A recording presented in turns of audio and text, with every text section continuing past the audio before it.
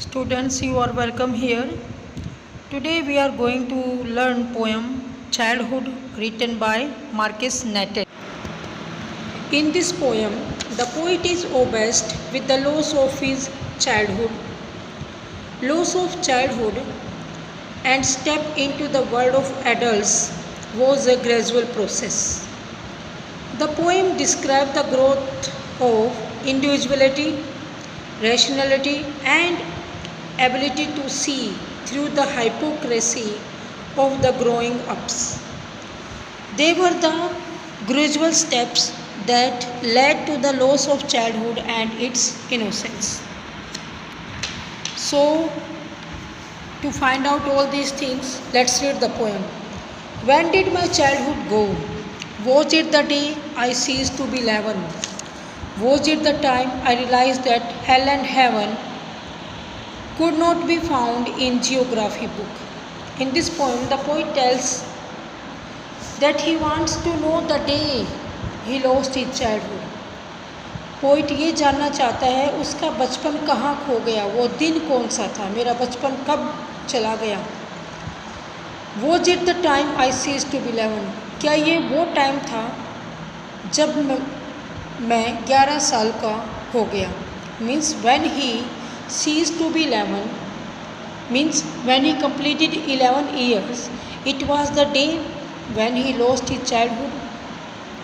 Or was it the time I realized that hell and heaven could not be found in geography, and it could be the time when he realized that hell and heaven are two places and these are not included in geography book.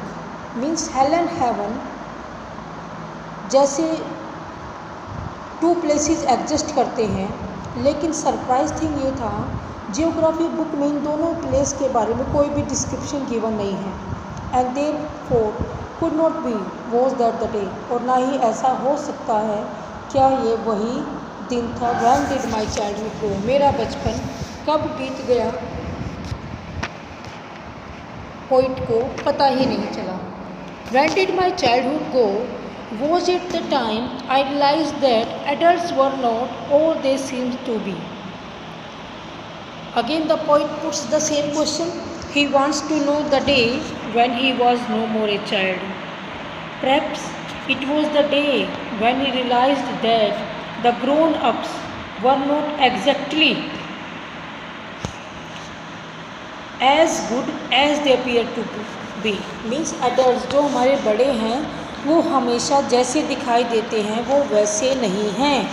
They talked of love and pleased of love, वो हमेशा प्यार से बातें करते हैं, प्यार से कहते हैं कि भी हम एक दूसरे के साथ प्यार से बातें करनी चाहिए, आपका बिहेवियर अच्छा होना चाहिए. एंड प्लीज्ड ऑफ लव, और हमेशा लेक्चर देते रहते हैं टू बी लव, दूसरों से प्यार करने का. Means they frequently talked and taught of love, but in actions they proved just the opposite. Means they do not act so lovingly, लेकिन वो खुद अपने एक्शंस में इन दोनों चीज़ों को अपोजिटली शो करते हैं, वो लव के बारे अकॉर्डिंग काम नहीं करते. Was that the day, क्या ये वही दिन था when he lost his childhood. Means इस स्टेंजा में नरेटर दोबारा वही क्वेश्चन पुट करता है कि भी उसका बचपन कब बीत गया, क्या ये वही टाइम थे जब एडल्ट्स के बारे में उसने महसूस किया कि वो जैसे दिखाई देते हैं वो वैसे नहीं होते, वो हमेशा प्यार की बातें करते हैं, प्यार के बारे में उपदेश देते रहते हैं, लेकिन वो खुद कभी भी उनके लिए ये वर्ड्स अपोजिट होते हैं. When did my childhood go? Was it when I found my mind was really mine? क्या ये वही दिन था जब मैंने महसूस किया जो दिमाग है, मीन्स जो मेरा माइंड है, वॉज रियली माई ओन, ये खुद का है. To use whichever way I use, मैं अपने इस माइंड का यूज़ कर सकता हूँ जिस तरीके से मैं चाहूँ. Producing thoughts that were not those of others, ऐसे विचार मैं इसके अंदर पैदा कर सकता हूँ जो दूसरों के लिए नहीं हैं. But my own and my alone, लेकिन वो विचार मेरे खुद के होंगे, मेरे अपने. वॉज दैट द डे, क्या ये वही दिन था when he lost his childhood. Means the poet goes on repeating the same question.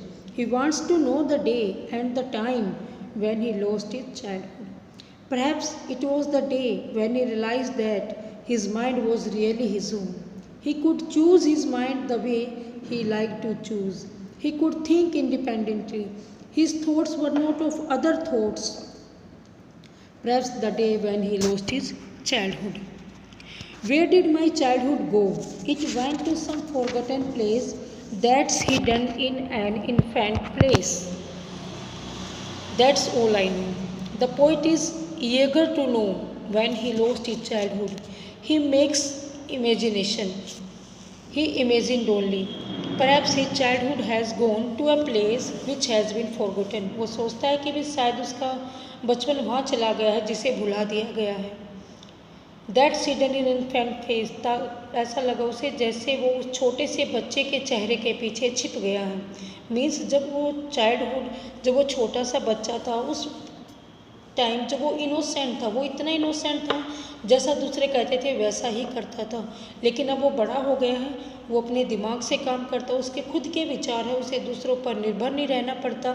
शायद उसकी उस मासूमियत के पीछे वो चाइल्डहुड चला गया है. That's all I know. बस यही वो कंक्लूज़न निकालते हैं.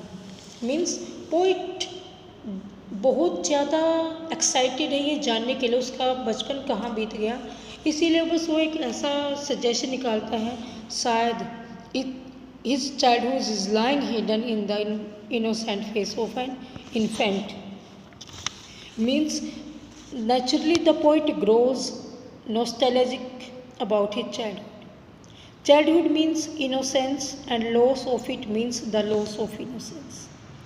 Now he suffers from a sense of loss and imagined and questioned on how and when he suffered that loss.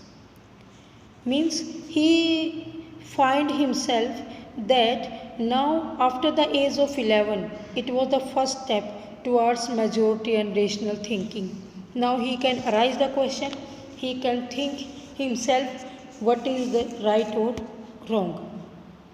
He can now differentiate between facts and fiction. He can give the things of the regarding the things suggestions that now his mind is really his own and he can think independently. I hope you have understood it.